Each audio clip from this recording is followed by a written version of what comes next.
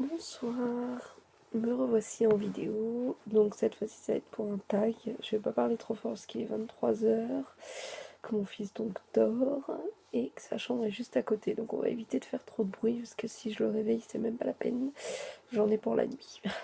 Alors ce tag je l'ai trouvé sur un petit dernier pourquoi pas.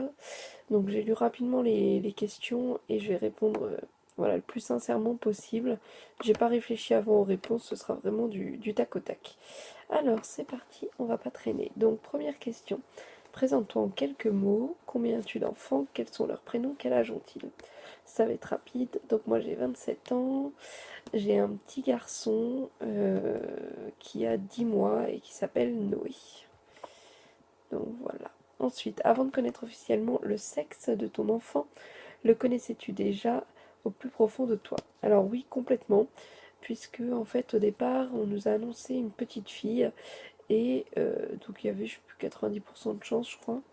Et j'avais beau dire à tout le monde voilà, que c'était une fille, je disais malgré tout que pour moi c'était un garçon. Donc voilà, dans ma tête c'était forcément un garçon, je le sentais depuis le départ, j'avais dit à mon conjoint tu verras c'est un garçon. Et je suis restée sur cette idée-là, et en effet, puisqu'au 5e mois, quelque chose comme ça, on nous a en effet confirmé que c'était bel et bien un garçon et non plus une fille.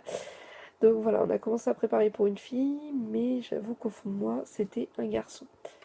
Et j'en étais ravie d'ailleurs, puisque je voulais pour le premier un garçon, et que je m'écouterais, moi je voudrais que des garçons. Mais après, peu importe, voilà, tant que le bébé va bien, moi, tout me va. Troisième question, maman au foyer ou maman au travail? Alors maman au travail, je suis donc en intérim actuellement. Je travaille dans un bureau de poste pour tout te dire. J'aurais beaucoup aimé être maman au foyer, malheureusement. Voilà, financièrement, on fait pas toujours ce qu'on veut, mais voilà. En tout cas, je veux absolument un métier qui me permet aussi de m'occuper de mon fils. Alors pas forcément à plein temps, mais avoir des horaires quand même assez disons, flexible, et puis voilà, que je rentre pas hyper tard le soir, c'est ce qui se passe en ce moment. Voilà, c'est en train de s'arranger un petit peu quand même, donc ça c'est plutôt cool, parce que j'ai vraiment, enfin voilà, pour moi j'ai fait un enfant, j'ai envie de le voir grandir. Après, je critique pas du tout ceux qui voient leur carrière ou quoi que ce soit avant tout, hein. Chacun fait comme il veut, mais c'est vrai que, voilà, moi c'est ma famille avant tout, donc après, voilà. Enfin bref, je crois que j'ai loupé une question. Non, c'est ça. Quatrième question. As-tu un objet ou quelque chose de symbolique faisant référence à tes enfants qui ne te quittent jamais? Non, pas spécialement. J'ai un porte-clés avec une photo de mon fils. Et sinon, voilà, sur mon téléphone, j'ai toutes les photos. Mais après, je suis en train de réfléchir. Un objet symbolique. Non, enfin, avec moi, j'ai rien de particulier.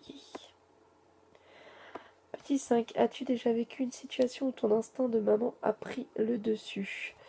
Euh, Comment expliquer? En fait, c'est pas une situation, enfin, si, un petit peu. C'est-à-dire qu'au départ, mon fils se tordait de douleur. Enfin, pour moi, il se tordait de douleur au niveau du ventre. Et j'en avais parlé à plusieurs médecins qui me disaient que c'était, voilà, qu'en gros, enfin, il y avait absolument rien. C'était une coïncidence, que mon fils allait très bien et que c'était, voilà, mon stress de maman qui prenait le dessus, mais que fallait pas que je m'inquiète.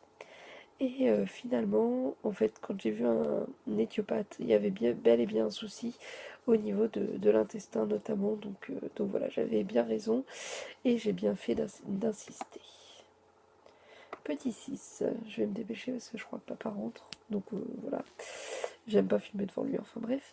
Petit 6, fais-tu partie de ces mamans qui ont gardé leur test de grossesse? Absolument pas, puisque je n'ai pas fait de test de grossesse lorsque je suis tombée enceinte de Noé. J'ai fait directement une prise de sang parce que j'avais aucune confiance envers les tests de grossesse. Ensuite, petite 7, as-tu de mal à te séparer des affaires de tes enfants? Bah bizarrement pas du tout. J'ai plutôt tendance à vouloir les vendre pour en racheter d'autres pour le deuxième. J'ai quand même gardé forcément ses premiers pyjamas, sa première tenue, etc. Mais c'est tout. Le reste, voilà, je les garde quand même parce que ce serait dommage de tout racheter. Mais oui, si je m'écouterais, si j'avais les moyens, je vendrais tout pour tout racheter pour le deuxième. Un achat qui te trotte dans la tête depuis quelque temps mais que tu n'as pas encore fait. Euh, j'ai beau réfléchir, là je vois pas du tout.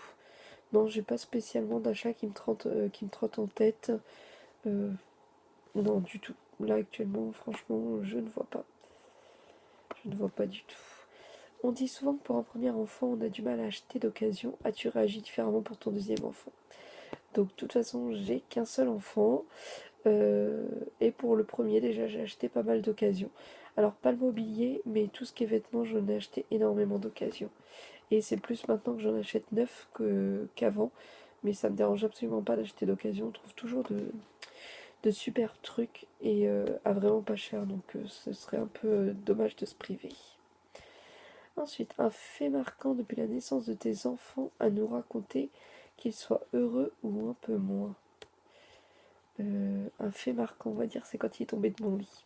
Je crois que ça a été un peu la cata. Ça a été la panique à bord. Heureusement, plus de peur que de mal. Mais c'est vrai que voilà, c'était la panique dans la maison. Et j'ai eu franchement très très peur. Mais voilà, je pense que ça arrive à beaucoup de monde. Et on va en voir d'autres, surtout avec le cascadeur qu'on a à la maison. Mais bon, on fera avec. Petit 11, as-tu déjà craqué nerveusement depuis que tu es maman? Oui, forcément, franchement, j'ai craqué énormément de fois. Parce que quand ton bébé fait que de pleurer et que t'arrives pas à gérer, il y a un moment tu craques, les hormones prennent le dessus. Je pense que je suis pas la seule et je te rassure, si t'es pas encore maman, ça t'arrivera aussi. Mais voilà, pas de stress, tout le monde craque et c'est encore normal. Désolée pour ma voix pourrie, mais je suis à moitié enrouée. Voulais-tu plusieurs enfants avant d'en avoir? Ton avis a-t-il changé depuis? Alors moi c'est tout le contraire puisque avant d'avoir Noé, je ne souhaitais qu'un seul enfant et aujourd'hui j'en souhaite quatre. En fait voilà, oui c'est tout l'un ou tout l'autre, mais je souhaite vraiment quatre enfants parce que j'ai envie qu'il y ait du bruit dans la maison, j'adore le brouhaha, enfin voilà. On a été famille nombreuse de mon côté et voilà, il y a toujours du bruit, ça hurle de partout et c'est ça qui me plaît donc quatre enfants ce serait le bonheur. Il manque plus qu'à convaincre le papa. Donc voilà, c'en est fini pour ces petites questions. J'espère que ça t'a plu. N'hésite pas à partager toi aussi ce tag et à me mettre le lien que je puisse aller voir tes réponses. Je serais très curieuse de les lire. Je te souhaite une bonne soirée, enfin plutôt une bonne nuit et je te dis à bientôt. Ciao!